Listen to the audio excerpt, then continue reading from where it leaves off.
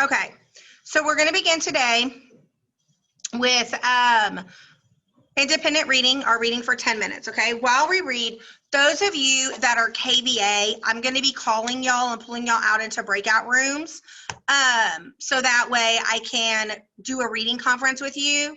Those of you that are face-to-face, I will do a conference with you next week when we're back, okay? A reading conference is a grade, okay? So I'll just be asking you about your books, kind of tell me what it is that you're reading, okay? All right, so I'm going to put 10 minutes on the clock.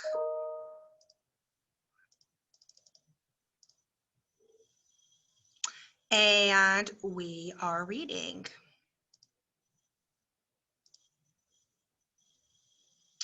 And let's see. I'm just gonna go alphabetical. So Ashley, I'm gonna start with you, honey, okay? Okay, now we're going to go ahead, go to your writing folder, and we're going to get started on our quick write.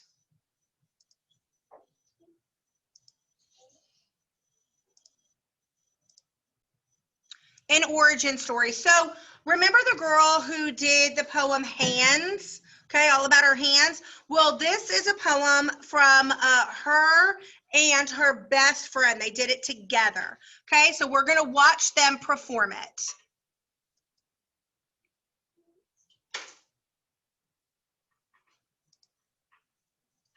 Some of you may have noticed that Phil and I have the same last name, and we look kind of vaguely similar to each other. So whenever we travel around together, usually the first question we get asked is whether we're brother and sister. And the answer is no. No. And then they want to know if we're married, and the answer is also no. No. And then they want to know if we're dating, if we have dated, if we will date, if we're secretly dating, if one of us wants to date the other, but we're scared we'll ruin the friendship, all of which is a resounding no. Ha! No. The true story is that I grew up in New York City, and Phil grew up in California on the opposite side of the country, and neither one of us knew that the other person existed until we got to college, and we ended up going to the same university. And in the very first week of our freshman year at college, there was an orientation talent show. And in this talent show, Phil performed spoken word poetry, and I performed spoken word poetry, and that's where we met. And we realized that we had the same last name, and we said, oh, what a weird coincidence. And pretty soon, all of these other weird coincidences started to unravel around us. And at this point in our friendship, we basically got used to all of them. But whenever we go somewhere new, we like to share the story because we think it's at least a little bit of an explanation for what's going on here. This is all true. It started with a sweater. I was looking fly. First day of college orientation as a freshman, and I'm the type of guy who's always trying to make a good impression. He looked like a tool. And it's the first week of school, so I've got people to meet and things to try. I don't have time to waste on this guy loitering backstage at a talent show. It started with a freshman talent show, a chance to showcase what I know about spoken word and poetry, try to get some people to notice me. It started with a technical difficulty. Some sort of delay. Somebody's iPod track wouldn't play. So I'm stuck waiting backstage when I notice this girl. And he walks over, stupid sweater and all. There was nowhere to run. Backstage was too small. I'm so nervous about going on stage that I decide to strike up a conversation. Oh, sorry, I completely got ahead of myself. I totally skipped introductions. My name is Sarah Kay. My name is Phil Kay. I'm from California. Born and raised in NYC. Let's see, fun fact about me. My mom is Japanese and my dad is Jewish. Not a common combination, but I think it's kind of cute. People call me Japaju. Japanese. Ashkenazi kamikaze. And come December, Hanukkah and Christmas. Plus, you should taste my mother's brisket. Jan Kawamura's matzo ball soup with noodles brings my father Jeffrey to his knees. It took Mom Reiko and Dad Michael to raise this lanky, cockeyed half-breed. Well, I think that's it. My mom, my dad, and me. Oh, plus my little brother, he's 19. My little sister is a deadpan firecracker. She's only 19, but she keeps me on track. Part of her name is Sarah. My brother's name is Philip. Anyway, where was I? it started with a backstage interaction. No, it started with a backwards first impression. Okay, well, I'll tell you where it didn't start. It didn't start at 5th grade summer camp. That's true. It did not start at junior lifeguards, even though We were both there, there. which are matching uniforms, red bathing suits, white t-shirts, visors, and our counselor, Mr. Johnson, who probably figured that the shy girl in his morning class and the skinny kid in his afternoon class were cousins. Probably thought we carpooled over together. In between family photo shoots and 4th of July barbecues. But instead, we merely coexisted. Almost met, but always missed it. Spinning round like two sides of a coin. Look. Look, we've done the research and we swear we're not related. And we've never dated. And we're never, ever going to. Because what are the chances of finding someone with your last name? Japanese and Jewish with siblings called the same. What are the odds of finding someone Who can finish your sentences. who will let you cut in Who line? knows not to just lend a hand or an ear when you need them to give you their spine. Who is woman enough to be best man at your wedding? Who will keep every secret, save every letter, tell you how you really look Who will remember every single one of your birthdays? without checking Facebook. What are the odds of finding someone who knows your poetry by heart? Who won't freak out if you're hanging out and accidentally fart. Yeah, and if you have a date and you need to look fresh, I will let you borrow my hair products. And if you don't have a date and you need to look fresh, I will let you borrow my cousin. I will always see you for the alley-oop. I will always save you a seat. I will always pick you to be my partner, even though you are terrible at handball.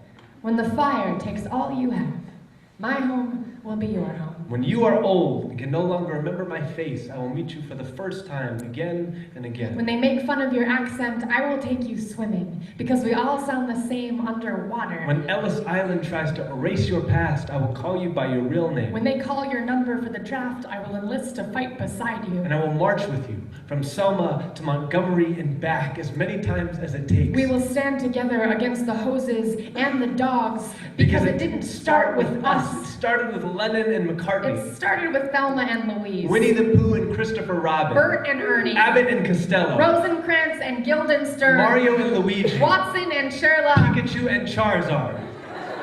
And they could tell you what a miracle this is. They could tell you how rare this is. But they could tell you how rare friendship always is. The chances are slim. The cards are always stacked against you. The odds are always low. But I have seen the best of you and the worst of you, And I choose both. I want to share every single one of your sunshines and save some for later. I will tuck them into my pockets so I can give them back to you when the rains fall hard. Friend, I want to be the mirror that reminds you to love yourself. I want to be the air in your lungs that reminds you to breathe easy. When the walls come down. When the thunder rumbles. When nobody else is home. Hold my hand, and I promise I won't let go. All right, so very cute little poem about best friends. So what I want you to do is write about one of your favorite memories with your best friend. Okay, remember we want to be writing for at least 3 minutes, but no more than 5. Okay, I'm gonna stop sharing and I'm gonna pause this recording and start the time. Okay, that is time. Again, this memory with your BFF that you just wrote about could absolutely be something that you include in your Where I'm From poem. Reminder, that is due Wednesday by 2:35 p.m. and it is a test grade. Okay, so please make sure that you're working on that and that you get that turned in. Okay, so let's go on to our next activity. We're now going to read House on Mango Street. So if you'll get it out, and if you will open to page 3, The House on Mango Street, and follow along.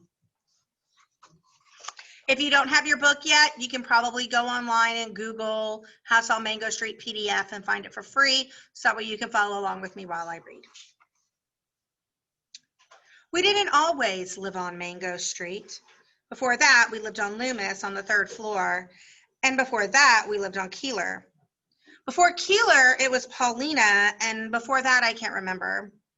But what I remember most is moving a lot. Each time it seemed there'd be one more of us. By the time we got to Mango Street, we were 6.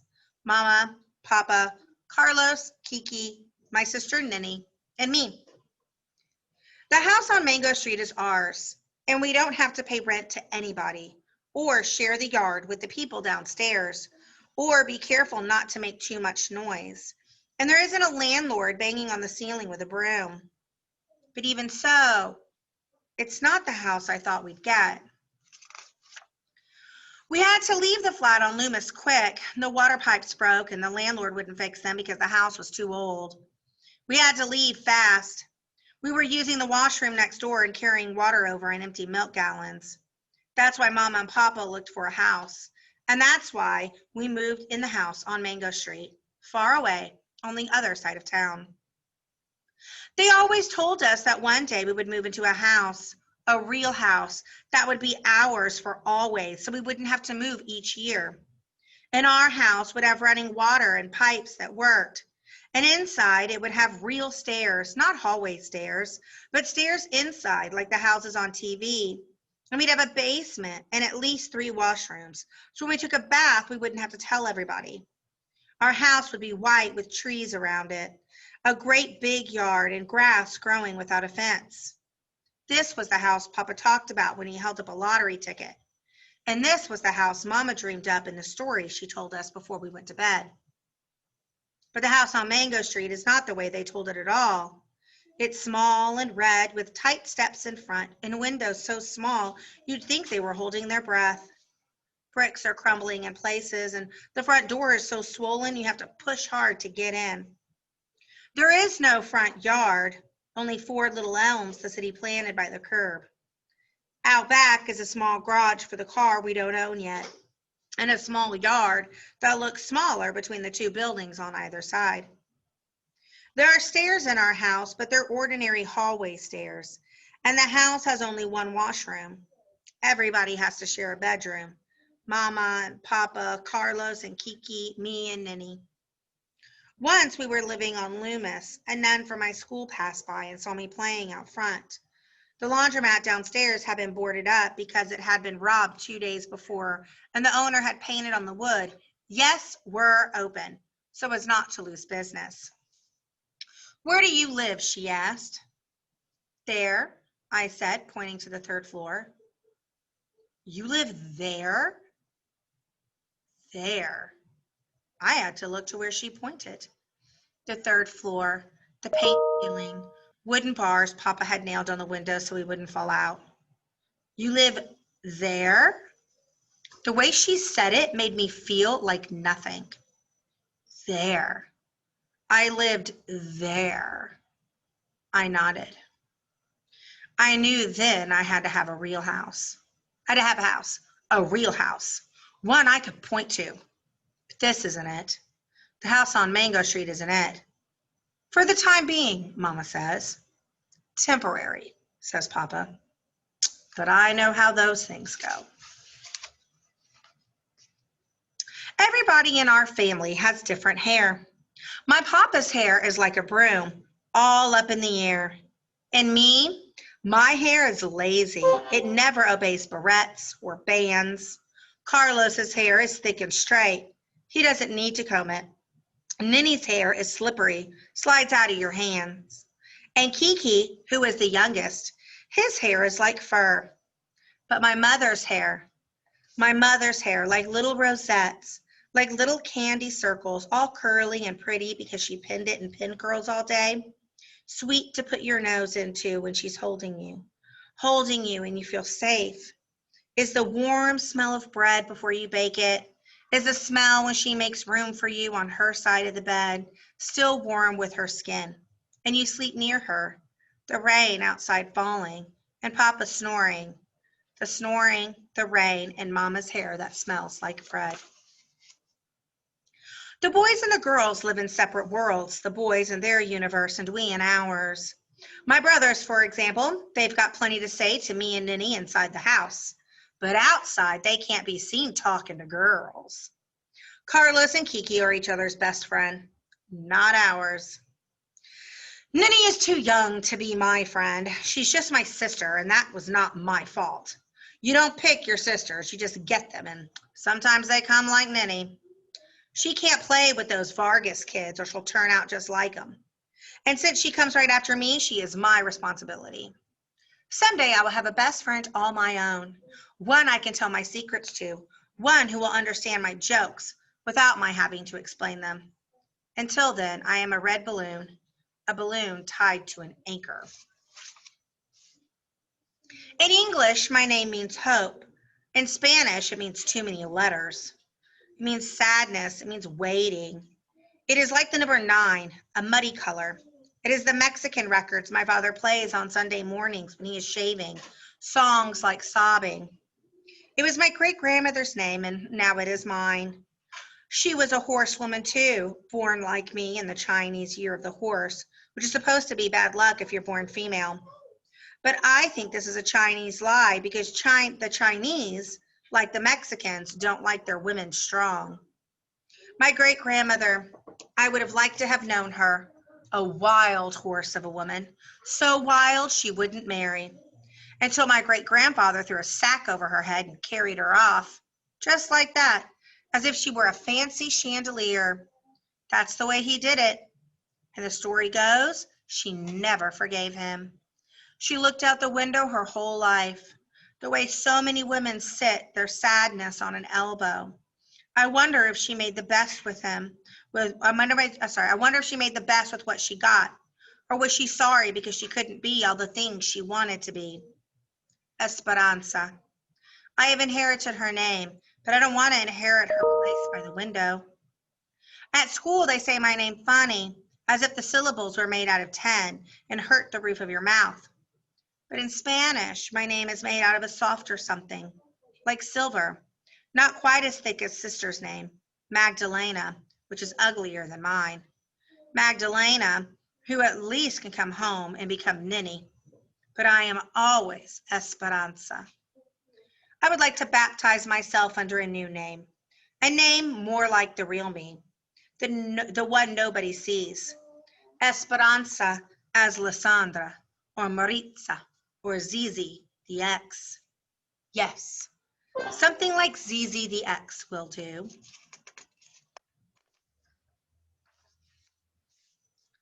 She says I am the great-great-grand cousin of the Queen of France. She lives upstairs over there next door to Joe, the baby gabber.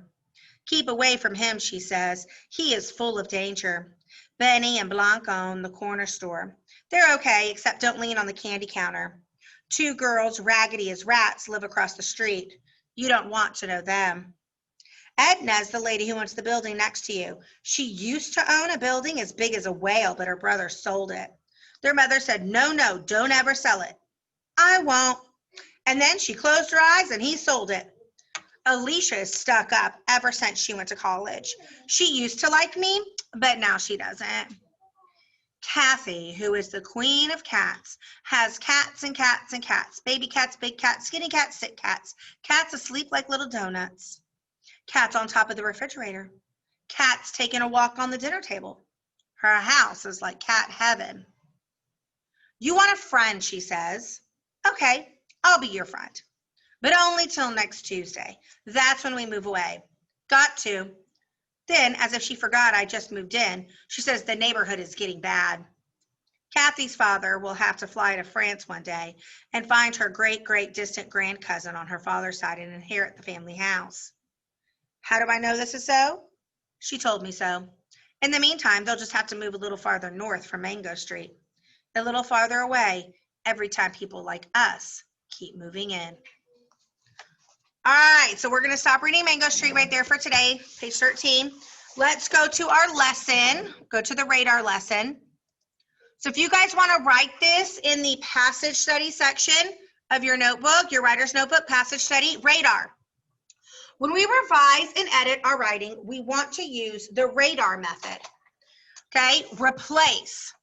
We replace words that are too general or overused. We add descriptive adjectives, adverbs, similes, etc. Imagery, okay? Delete. We delete unnecessary details, confusing sentences, repeated words or phrases. And we rearrange. We organize to make better sense or to flow better, okay? So we might want to rearrange sentences or rearrange paragraphs, okay? All right, so that is how we edit.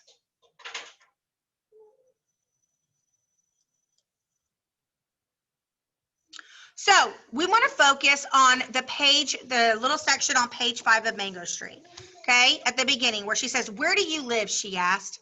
"There," I said, pointing up to the 3rd floor. And if you want to be marking this in your, if you have your own book, you can.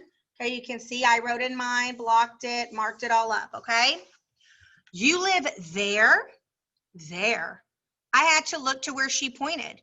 The 3rd floor, the paint peeling, wooden bars Papa had nailed on the window so we wouldn't fall out.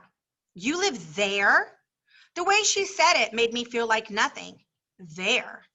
I lived there. I nodded. I knew then I had to have a house, a real house, one I could point to. But this isn't it. The house on Mango Street isn't it. "For the time being," Mama says.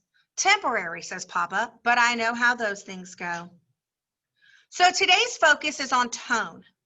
Notice how Cisneros was able to use such a simple word, there, to help convey the tone of the passage. She was able to achieve this effect through repetition and having Esperanza describe how the way the nun said it made her feel like nothing. Cisneros was able to take a small, simple, common word and have it make a huge impact in setting the tone. Okay? So now I want you to try it. Return to your quick write about the memory with your best friend and try to add tone by repeating a word and describing the feeling in you or in your best friend or in the atmosphere of the moment. Okay, so either how you felt in that moment, maybe how your best friend was feeling in that moment, or maybe just the atmosphere, you know, in the air. What was the vibe, right, in the air of that moment? Okay? All right, and that's gonna be the last thing we do today. So I'm gonna put 5 minutes on the clock for that. Please don't forget, you also need to take your attendance quiz, okay? I'm putting 5 minutes on the clock. Go. This goes in passage study. We're in passage study section of our writer's notebook, okay? Go back to your quick write and you can either edit it right there on quick write, okay? Or if you wanna edit it, you can edit it, rewrite it all in the passage study section, okay? But make sure that you have the house on Mango Street passage study, like what we talked about today, in the passage study section. Okay? All right, go.